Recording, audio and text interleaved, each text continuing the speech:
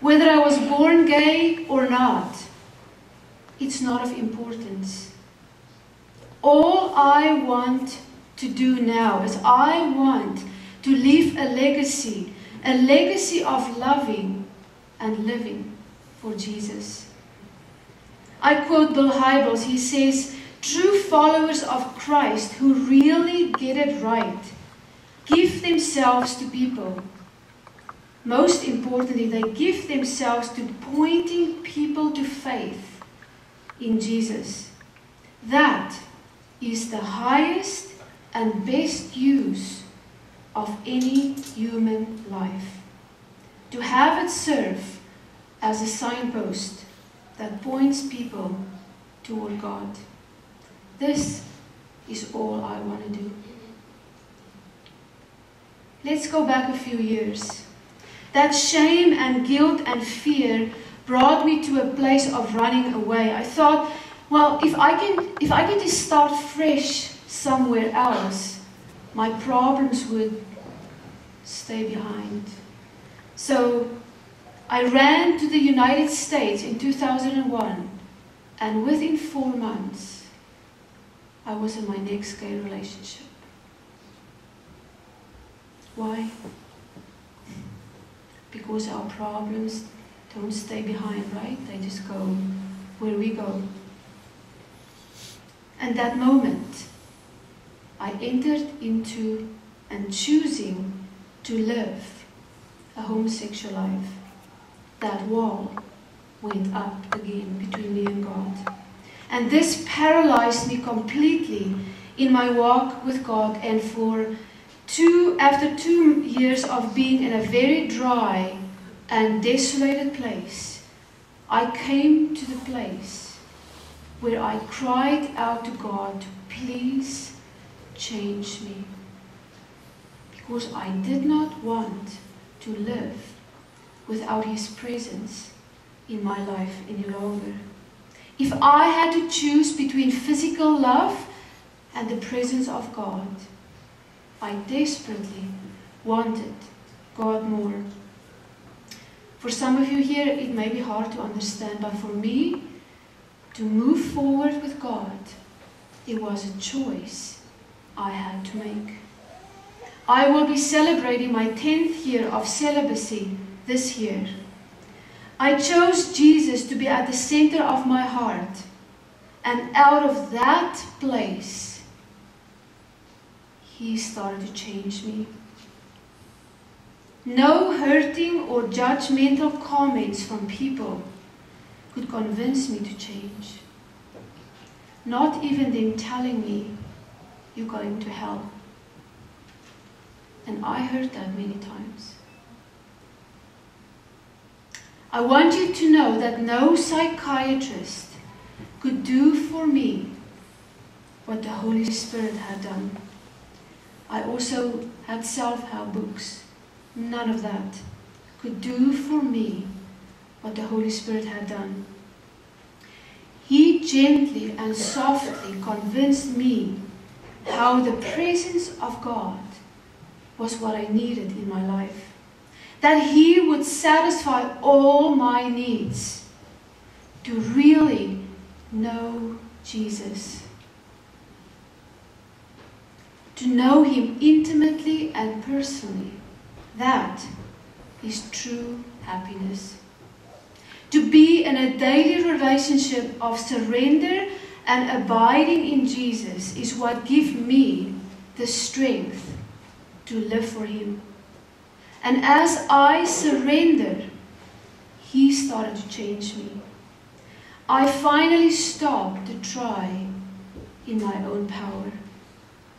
We cannot change ourselves.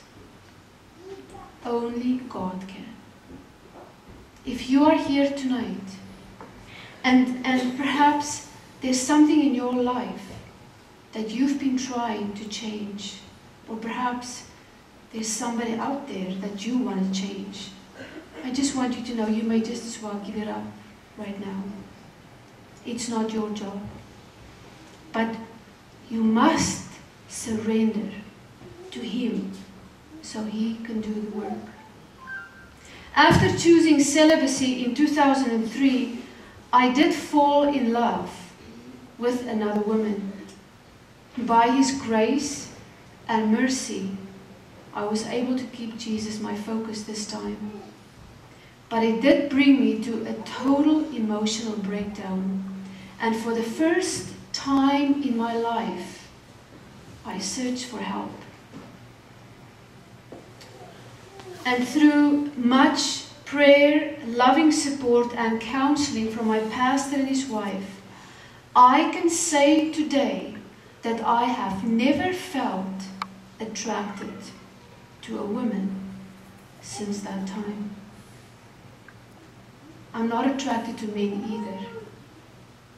But I know and I trust and I believe that if that is God's plans for my life, He will continue to change me to be able to care and love for a man in my life. This does bring up another question. Did you know that the opposite of homosexuality is not heterosexuality, but holy sexuality? This is a topic for another night. I will address this in detail at the seminar when Gay comes home. There's posters at the back. Though I received help and God started to change me, people continue to ridicule and judge me for who I once was. Fear kept me in bondage and on the run. I arrived in Canada in 2006 to start fresh again. And I am totally amazed at the plans and how God's plans have started to unfold in my own personal life. It was just a little while after I arrived here that I went through extreme lonely times, and when I received an email from a friend announcing her engagement. And although I wished her all the best, it pushed me over the top. I started fighting with God. I said, how unfair is this that my friend, she was married 2 times, she found another man in 6 months, and here I am. I have wanted that my whole life, and it just never happened. This went on for weeks and weeks, fighting with him, until I got to the point where I was ready to throw the towel in. See, until then, I didn't realize who I was. And then one morning, it struck me. Wilna, you are gay, and you have been your whole life. I could have flipped right over. I was so shocked when I heard that. But then the freedom part came, the freedom to understand myself, to understand why my relationships never worked, why I was not attracted to men. I got some instant answers on some lifelong questions and struggles that I had. I needed to get to this place, to accept myself and to be content with it. And today I'm so thankful I know who I am. You're going to ask me, Wilna, who are you now? This is my new identity. I am a daughter of the Most High God. I was formed by His hands, dreamed up in His heart, and placed in this world for a purpose. He created me for such a time as this, and to share about His redeeming love and about this topic openly and honestly, in order for people to understand, to learn, to show compassion and love towards others like me, to share so that He can get the glory. How I keep silent any longer. Can I say today that I will never be in a gay relationship again? Yes, but only if I abide in the Lord daily. What does that mean? Jesus says in John 15 verse 5, he says, I am the vine, you are the branches. Whoever lives in me and I in him bears much and abundant fruit. However, apart from me, or when you are cut off from vital union with me, you can do nothing. I make time for God each and every day. I do not try to work God into my schedule. I work my schedule around God. You and I will have zero power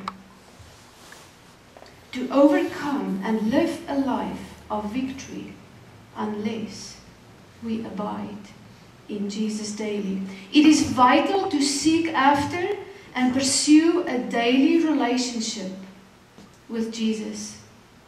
Otherwise, we will wither, and it doesn't take long to go back to our old sinful nature. That's what happened to me. I tried in my own strength and in my own power. And remember, the spirit is willing, but our flesh is weak. Perhaps there are things in your life tonight that you try to change in your own